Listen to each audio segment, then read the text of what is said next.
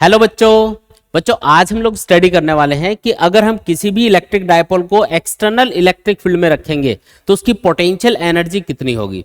साथ ही मैं इस लेक्चर के लास्ट में आपको एक ऐसी ट्रिक बताने वाला हूं जिससे आप इस टॉपिक से रिलेटेड किसी भी क्वेश्चन को सिर्फ 30 सेकंड में सॉल्व कर सकते हो। इसके अलावा हम बहुत सारे इंपॉर्टेंट पीवाईक्यूज करेंगे और ऐसे क्वेश्चंस भी करेंगे जिनकी एग्जाम में आने की पॉसिबिलिटी सबसे ज्यादा होती है। तो चलिए फटाफट से इस लेक्चर को शुरू करते हैं। देखो टॉपिक का नाम क्या है, potential energy of A dipole in external electric field.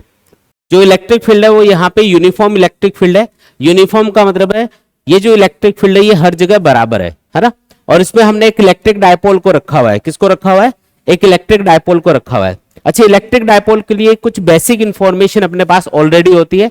जैसे किसी भी इलेक्ट्रिक डायपोल में दो चार्जेज होते हैं, एक नेगेटिव चार्ज होता है -q, एक पॉजिटिव चार्ज होता है +q, है ना। ये दो चार्ज होते हैं इसके अंदर। और किसी भी इलेक्ट्रिक डायपोल की स्ट्रेंथ को बताने के लिए हम एक टर्म यूज करते हैं जिसको बोलते हैं इलेक्ट्रिक डायपोल मोमेंट, जिसका फॉर्मूला होता है Q × 2a। इस 2a का मतलब है डिस्टेंस बिटवीन द चार्जेस। इन दोनों चार्जेस के बीच की जो डिस्टेंस है उसको 2a लिखा जाता है। और Q का मतलब है इन दोनों में से किसी भी एक चार्ज का मैग्नीट्यूड। इलेक्ट्रिक डायपोल मोमेंट एक वेक्टर क्वांटिटी है। इसकी डायरेक्शन हमेशा नेगेटिव चार्ज से पॉजिटिव चार्ज की तरफ मानी जाती है। किधर से किधर मानेंगे? नेगेटिव चार्ज से पॉजिटिव चार्ज की तरफ इलेक्ट्रिक डायपोल मोमेंट की डायरेक्शन कंसीडर की जाएगी। तो यहाँ पे जो इलेक्ट्रिक डायपोल मोमेंट है वो सपोज करो इलेक्ट्रिक फील्ड की डायरेक्शन से थीटा एंगल पे है ना। ये सिचुएशन हमने यहाँ पे कंसीडर करी हुई है।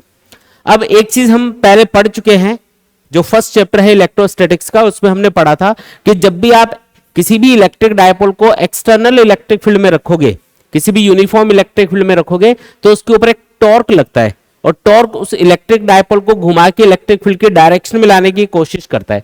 तो यहाँ पे आपको पता है इस पॉजिटिव चार्ज पे इलेक्ट्रिक फील्ड की डायरेक्शन में फोर्स लगेगा और नेगेटिव चार्ज पे हमेशा इलेक्ट्रिक फील्ड के अपोजिट डायरेक्शन में फोर्स लगता है। तो इस फोर्स की वजह से क्या होगा? इन फोर्सेस की वजह से डायपोल इस तरीके से क्लॉकवाइज डायरेक्शन में घूमने की कोशिश करेगा। कौन सी डायरेक्शन में? क्लॉकवाइज। और इसके ऊपर कितना टॉर्क लगेगा? तो टॉर्क का फॉर्मूला होता है PE sin थीटा। इतना टॉर्क इसके ऊपर लग रहा होगा, ठीक है, जो इस डायपोल को ऐसे रोटेट करने की कोशिश करेगा और इलेक्ट्रिक फील्ड के साथ में अलाइन करने की कोशिश करेगा ताकि ये स्टेबल इक्विलिब्रियम कंडीशन में आ जाए। ठीक है, ये हम पढ़ चुके हैं ऑलरेडी। अब हमें क्या करना है, इस डायपोल को जब हम थीटा एंगल पे रखेंगे इलेक्ट्रिक फील्ड में तो हमें इसकी पोटेंशियल एनर्जी फाइंड करनी है कि इसकी पोटेंशियल एनर्जी कितनी होगी। क्योंकि आपको पता है जब भी हम किसी चार्ज को एक्सटर्नल इलेक्ट्रिक फील्ड में रखते हैं तो उसके लिए हमें वर्क करना पड़ता है और वो वर्क उस चार्ज सिस्टम के अंदर पोटेंशियल एनर्जी की फॉर्म में स्टोर हो जाता है। तो यहाँ पे डायपोल में देखो दो चार्जेस हैं, पॉजिटिव और नेगेटिव, और इसको आपने इलेक्ट्रिक फील्ड में रखा हुआ है तो इसकी भी कुछ ना कुछ पोटेंशियल एनर्जी होगी, तो वो आपको कैलकुलेट करनी है। देखो जब भी हम पोटेंशियल एनर्जी को कैलकुलेट करते हैं ना तो हमें उस वर्क को कैलकुलेट करना होता है जो हमने सिस्टम को बनाने में किया होगा। यानी कि सिस्टम के अंदर चार्जेस को लाके इकट्ठा करने में या इस डायपोल को इलेक्ट्रिक फील्ड में रखने में हमें कितना वर्क करना पड़ा होगा, हम उस वर्क को कैलकुलेट करेंगे। अगर आप उस वर्क को कैलकुलेट कर लेते हो तो वही किसके बराबर होगा? पोटेंशियल एनर्जी के बराबर होगा। ठीक है, तो वही कॉन्सेप्ट यूज करना है यहाँ पे भी। देखो सबसे पहले हम क्या करेंगे, हम ये देखेंगे कि ये डायपोल कौन से डायरेक्शन में घूमने की कोशिश कर रहा है। तो ये घूमना चाह रहा है क्लॉकवाइज, ये इधर से इधर जाएगा, इधर से ऊपर जाएगा और इस तरीके से क्लॉकवाइज डायरेक्शन में घूम के इलेक्ट्रिक फील्ड की डायरेक्शन में आने की कोशिश करेगा। ठीक है, अब इसके ऊपर जो टॉर्क लग रहा है वो कितना लग रहा है? PE sin थीटा, है ना, जिसको क्लॉकवाइज घुमा रहा है। ये वाला जो टॉर्क लग रहा है उसकी डायरेक्शन वैसे जो एक्सिस ऑफ रोटेशन है उसके अलोंग होती है, लेकिन मैं यहाँ पे एक बार दिखा देता हूं उसको कि ऐसे घूमने की कोशिश कर रहा है और टॉर्क इसके ऊपर कितना लग रहा है? PE sin theta. तो अगर मुझे इस डायपोल को इस इलेक्ट्रिक फील्ड से, अभी ये थीटा एंगल पे है, किसी थीटा एंगल पे, और इसको मुझे अगर अपोजिट डायरेक्शन में घुमाना हो, इलेक्ट्रिक फील्ड के अंदर इस डायपोल को अगर अपोजिट डायरेक्शन में घुमाना हो, घूमना तो चाह रहा है क्लॉकवाइज, अगर हमें एंटी क्लॉकवाइज घुमाना हो तो हमें क्या करना पड़ेगा? एक्सटर्नली कुछ वर्क करना पड़ेगा, है ना। मुझे इधर मान लो इसको घुमाना है एंटी क्लॉकवाइज, तो मुझे इस वाले टॉर्क के अपोजिट एक टॉर्क लगाना पड़ेगा जिसको मैं एक्सटर्नल टॉर्क बोल देता हूं। और इस टॉर्क की हेल्प से हम क्या करेंगे? डायपोल को रोटेट करेंगे। कौन सी डायरेक्शन में? Anti clockwise. कितना घुमाना है? थोड़ा सा घुमाएंगे, मामूली सा। सपोज करो d थीटा एंगल से हम इसको रोटेट कर रहे हैं। कितने एंगल से घुमाएंगे? d थीटा एंगल से हम इसको रोटेट करेंगे, ऐसे d थीटा एंगल से घुमाएंगे। तो इसके लिए हमें वर्क करना पड़ेगा। कितना वर्क करना पड़ेगा? तो वर्क का फॉर्मूला क्या होता है भी, जैसे फोर्स इनटू डिस्प्लेसमेंट ये वर्क का फॉर्मूला होता है, उसी तरीके से रोटेशनल मोशन में अगर वर्क कैलकुलेट कर रहे हो तो फोर्स की जगह आ जाता है टॉर्क, फोर्स की जगह कौन आएगा टॉर्क, और डिस्प्लेसमेंट की जगह आ जाता है एंगुलर डिस्प्लेसमेंट कि कितने एंगल से किसी भी चीज को घुमाया जा रहा है। यहां पे जो टॉर्क हमने लगाया है वो है टो एक्सटर्नल, है ना, और कितने एंगल से घुमा रहे हो डी थीटा एंगल से घुमा रहे हो, ठीक है। तो इसके लिए जो वर्क करना पड़ेगा वो होगा डी डब्ल्यू। डी डब्ल्यू क्यों, क्योंकि स्मॉल एंगुलर डिस्प्लेसमेंट के लिए जो वर्क होगा वो भी स्मॉल होगा, इसलिए उसको डी डब्ल्यू लिख देते हैं, ठीक है। एक्सटर्नल टॉर्क हमें कितना लगाना है, तो जस्ट इसको थोड़े से एंगल से मतलब डी थीटा एंगल से ऐसे घुमाना है एंटी क्लॉकवाइज डायरेक्शन में, तो हमें इस वाले टॉर्क के बराबर ही अपोजिट डायरेक्शन में टॉर्क अप्लाई करना है ताकि ये बिल्कुल धीरे धीरे डी थीटा एंगल से घूम जाए। तो एक्सटर्नल टॉर्क जो लगाया जा रहा है ना वो इसको इस टॉर्क को कैंसिल करने के लिए अपोजिट डायरेक्शन में लगाया जा रहा है, तो इसी के बराबर है। मैं लिख देता हूं इधर tau external is almost equal to tau. Almost equal to इसलिए बोला है क्योंकि अगर इस टॉर्क की वैल्यू मान लो 10 न्यूटन मीटर है तो मुझे अपोजिट डायरेक्शन में 10.0001 न्यूटन मीटर इतना टॉर्क लगाना है, जो इस वाले टॉर्क से तो थोड़ा ज्यादा होगा लेकिन लगभग बराबर होगा, है ना, क्योंकि अपोजिट डायरेक्शन में जस्ट इसको थोड़ा सा रोटेट करना है। तो अभी सपोज करो ये किसी थीटा एंगल पे रखा हुआ था, हमें किसी दूसरे एंगल तक इसको घुमाना है, मतलब इसको अभी तो हमने डी थीटा एंगल से घुमाया है, उसके लिए हमें इतना वर्क करना पड़ा। लेकिन अगर मैं बोलूं कि ये किसी थीटा वन एंगल पे रखा था, सपोज करो पहले कि पहले ये थीटा वन एंगल पे रखा हुआ था और उस थीटा वन एंगल से इसको थीटा टू एंगल तक घुमाना है। फॉर एग्जाम्पल पहले ये 30 डिग्री एंगल पे रखा हुआ था, इलेक्ट्रिक फील्ड की डायरेक्शन से कितने एंगल पे रखा हुआ था 30, और अब मान लो इसको 60 डिग्री एंगल पे घुमाना है, 30 से 60 तक लेके जाना है, तो उसके लिए कितना वर्क करना पड़ेगा टोटल। तो उसके लिए हम एक काम करते हैं, स्मॉल एंगुलर डिस्प्लेसमेंट के लिए इतना वर्क हुआ, अगर थीटा वन से थीटा टू एंगल तक इसको रोटेट करना है तो टोटल वर्क कैलकुलेट करने के लिए हम इसका इंटीग्रेशन कर देंगे। क्या कर देंगे इसका इंटीग्रेशन, तो उससे वो वर्क आ जाएगा जो थीटा वन से थीटा टू एंगल तक हमको इस डायपोल को रोटेट करने में करना पड़ेगा। थीटा वन से थीटा टू की लिमिट लगा देते हैं क्योंकि थीटा वन से थीटा टू तक घुमाना है। एक्सटर्नल टॉर्क कितना लेना है, इस टॉर्क के बराबर यानी कि P sine theta into D theta, ठीक है। जो जो कांस्टेंट टर्म्स है उनको अलग कर लो, W12 बराबर आएगा, देखो P और E यहां पे कांस्टेंट है, अलग कर लिया। साइन थीटा का इंटीग्रेशन क्या होगा माइनस कॉस थीटा, तो माइनस आगे लगा देता हूं इनटू कॉस थीटा, और लिमिट्स क्या है थीटा वन से थीटा टू, ये लिमिट्स लगा दी। सॉल्व करो इसको थोड़ा सा, W12 इक्वल टू, अब देखो यहां पे लिमिट्स पुट करेंगे, पहले अपर लिमिट लिख दो यानी कि cos theta two minus lower limit put करो cos theta one, upper limit minus lower limit, ऐसे लिख दिया हमने। अब ये वो वर्क है जो थीटा वन से थीटा टू एंगल तक हमको इस डायपोल को रोटेट करने में करना पड़ेगा। और अकॉर्डिंग टू डेफिनेशन जो एक्सटर्नल वर्क किया जाता है वो पोटेंशियल एनर्जी की फॉर्म में सिस्टम के अंदर स्टोर हो जाता है। इसका मतलब जो भी आपने वर्क किया है ये किसके बराबर होना चाहिए, इस सिस्टम की पोटेंशियल एनर्जी में जो चेंज आएगा उसके बराबर होना चाहिए, क्योंकि जो वर्क करते हैं वो पोटेंशियल एनर्जी की फॉर्म में स्टोर होता है, जिससे पोटेंशियल एनर्जी इंक्रीज हो जाती है। तो कितनी इंक्रीज होगी वो डिपेंड करेगा वर्क के ऊपर। तो इसी फॉर्मूले को मैं ऐसे लिख सकता हूं W12 equal to U2 minus U1।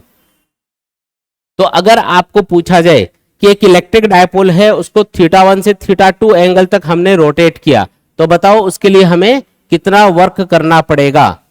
तो वो वर्क पूछे या फिर ये पूछे कि थीटा वन से थीटा टू एंगल तक हमने किसी भी डायपोल को रोटेट किया है तो उसकी पोटेंशियल एनर्जी में कितना चेंज आएगा, ये पूछे, दोनों का आंसर सेम होता है।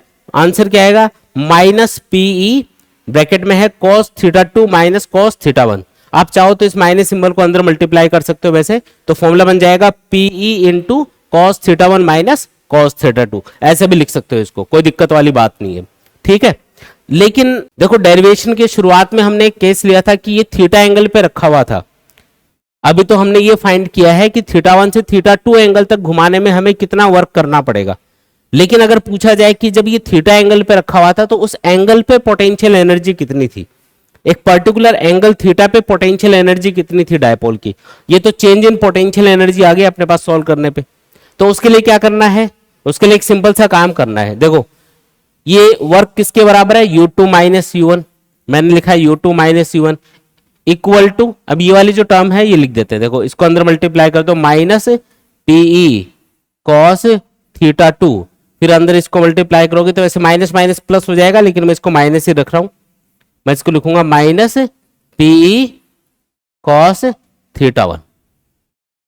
कोई दिक्कत भाई? इसका माइनस पी, ये जो माइनस पी है ना, इसको अंदर मल्टीप्लाई किया तो minus P cos theta to बन गया, फिर ये माइनस मैंने बाहर ही रखा और ये बन गया minus P cos theta one. ऐसा क्यों किया वो समझो। देखो इधर क्या लिखा हुआ है, U2 माइनस U1, U2 मतलब थीटा टू एंगल पे पोटेंशियल एनर्जी, U1 मतलब थीटा वन एंगल पे पोटेंशियल एनर्जी, और ये किसके बराबर है, ये इन दो टर्म्स के डिफरेंस के बराबर है। देखो इधर दो टर्म्स लिखी हैं U2 माइनस U1, और इधर भी दो टर्म्स लिखी हैं, ये वाली टर्म माइनस ये वाली टर्म, इसमें थीटा टू आ रहा है, यानी कि ये थीटा टू एंगल पे किसी चीज की वैल्यू है, इसमें थीटा वन आ रहा है, इसका मतलब ये थीटा वन एंगल पे किसी चीज की वैल्यू है। तो जब आप इनको कंपेयर करोगे ना दोनों साइड में, तो आपको पता चलेगा कि ये U2 की वैल्यू लिखी हुई है और ये U1 की वैल्यू लिखी हुई है। मतलब अगर आपको बोले कि थीटा वन एंगल पे पोटेंशियल एनर्जी कितनी है, तो आप बोलोगे minus PE cos theta one. आपको बोले अगर थीटा टू एंगल पे पोटेंशियल एनर्जी बताओ तो क्या बतानी है, minus PE cos theta two बतानी है। आई बात समझ में? ठीक है। तो अगर मैं बोलूं कि थीटा, किसी एक पर्टिकुलर थीटा एंगल पे बताओ पोटेंशियल एनर्जी कितनी होगी, तो क्या लिखोगे, जैसे थीटा वन एंगल पे कितनी है, थीटा वन एंगल पे है minus P cos theta one, theta two angle पे कितनी है, कंपैरिजन करो, ये पहली टर्म है ये दूसरी टर्म है, तो U2 किसके बराबर है, minus P cos theta to. तो थीटा टू एंगल पे पोटेंशियल एनर्जी कितनी है, बोलो, minus P cos theta to. Theta one angle पे कितनी है, minus P cos theta one. क्या चेंज कर रहे हो, सिर्फ थीटा को चेंज कर रहे हो, बाकी तो कॉमन ही है, माइनस पी कॉस, है ना, इसमें थीटा टू लिख दिया, इसमें थीटा वन लिख दिया। इसका मतलब अगर आपको थीटा एंगल पे पूछेगी पोटेंशियल एनर्जी कितनी होगी, तो क्या बताओगे, थीटा एंगल पे बता दो, ये आएगी माइनस पी कॉस थीटा। ये आपका आंसर आ गया। बोलो आया कि नहीं आया? नॉर्मली तो हम क्या करते हैं कि जो इलेक्ट्रिक डायपोल होता है उसके लिए भाई अगर आपको बोले कि थीटा एंगल पे पोटेंशियल एनर्जी बताओ, तो हम फॉर्मूला यूज करते हैं U equal to minus P cos theta. लेकिन अगर पूछे कि थीटा वन से थीटा टू एंगल तक हमने डायपोल को रोटेट कर दिया तो उसकी पोटेंशियल एनर्जी में कितना चेंज आया या उसके लिए कितना वर्क हमको करना पड़ेगा, तो आपको ये वाला फॉर्मूला लगाना है। कौन सा, वर्क का या फिर चेंज इन पोटेंशियल एनर्जी का फॉर्मूला होगा minus P cos theta two minus cos theta one. ठीक है, तो इस तरीके से ये कैलकुलेशन करनी है आपको। देख लो एक बार शुरू से लेकर लास्ट तक, कोई भी स्टेप में डाउट कंफ्यूजन है तो बता दो। आगे बढ़ते हैं। अब इसका कुछ स्पेशल केस बताता हूं मैं आपको। जैसे अगर आपको बोले कि एक डायपोल है, उसको हमने 0 डिग्री एंगल पे रखा हुआ है इलेक्ट्रिक फील्ड के साथ में, यानी कि इलेक्ट्रिक फील्ड के डायरेक्शन में उसका इलेक्ट्रिक डायपोल मोमेंट है, तो फिर उसकी पोटेंशियल एनर्जी कितनी होगी बताओ सोच के। एक बार मैं अगले पेज पे ये फॉर्मूला लिख लेता हूं, उससे हम सॉल्व करके देखेंगे। थीटा एंगल पे पोटेंशियल एनर्जी का फॉर्मूला क्या था, U equal to minus P cos theta. अगर मैं आपको बोलूं कि बताओ अगर थीटा 0 डिग्री एंगल हो, थीटा कितना हो 0 डिग्री, मतलब इलेक्ट्रिक फील्ड और electric dipole moment same direction में है, तो फिर पोटेंशियल एनर्जी कितनी होगी डायपोल की। तो cos 0 क्या होता है, माइनस cos 0 1 होता है, यानी कि ये आएगा माइनस पीई। अगर मैं बोलूं कि थीटा इक्वल टू 180 डिग्री पे बताओ पोटेंशियल एनर्जी कितनी होगी, कितनी बताओगे। cos 180 क्या होता है, cos 180 माइनस 1, तो माइनस 1 आगे मल्टीप्लाई होगा तो ये आएगा प्लस पीई। ठीक है, अगर बोले कि थीटा 90 डिग्री है तो बताओ पोटेंशियल एनर्जी कितनी आएगी, 0। cos 90 कितना होता है, 0। अब इन तीनों सिचुएशन में देख के बताओ कि कौन सी कंडीशन में डायपोल की पोटेंशियल एनर्जी मिनिमम आ रही है। क्या आ रही है, पोटेंशियल एनर्जी मिनिमम आ रही है। बताओ कौन से केस में पोटेंशियल एनर्जी मिनिमम आ रही है, कौन से केस में आ रही है। 0 सबसे कम है या माइनस पी सबसे कम है, माइनस पी, नेगेटिव वैल्यू 0 से भी कम होती है। तो इस सिचुएशन में जब डायपोल की पोटेंशियल एनर्जी नेगेटिव होगी, ये जो मिनिमम वैल्यू अपने पास आ रही है, इस सिचुएशन में डायपोल स्टेबल कंडीशन में होगा। कोई भी सिस्टम हो जब वो अपनी मिनिमम पोटेंशियल एनर्जी वाली स्टेट में होता है तो वो सबसे ज्यादा स्टेबल होता है। यानी कि हम इसको बोल सकते हैं कि ये वाली जो स्टेट है ये क्या है, थीटा इक्वल टू 0 वाली स्टेट, इसको बोलते हैं स्टेबल इक्विलिब्रियम। इक्विलिब्रियम क्यों बोला मैंने, क्योंकि देखो याद करो टॉर्क का फॉर्मूला होता है, जब आप एक्सटर्नल इलेक्ट्रिक फील्ड में डायपोल को रखते हो तो टॉर्क का फॉर्मूला होता है पीई साइन थीटा। थीटा अगर आप जीरो पुट करोगे ना तो टॉर्क की वैल्यू जीरो हो जाएगी। और यूनिफॉर्म इलेक्ट्रिक फील्ड में जब भी आप किसी भी इलेक्ट्रिक डायपोल को रखते हो तो उस पर नेट फोर्स हमेशा जीरो होता है, तो टॉर्क भी जीरो हो जाएगा अगर थीटा आप जीरो रखोगे तो, और फोर्स भी जीरो हो जाएगा। इसलिए हम इस कंडीशन को क्या बोलेंगे, स्टेबल इक्विलिब्रियम। अगर आप थीटा 180 लेते हो तब भी देखो टॉर्क जीरो आएगा, साइन 180 भी जीरो होता है, लेकिन इस सिचुएशन में पोटेंशियल एनर्जी मैक्सिमम आएगी।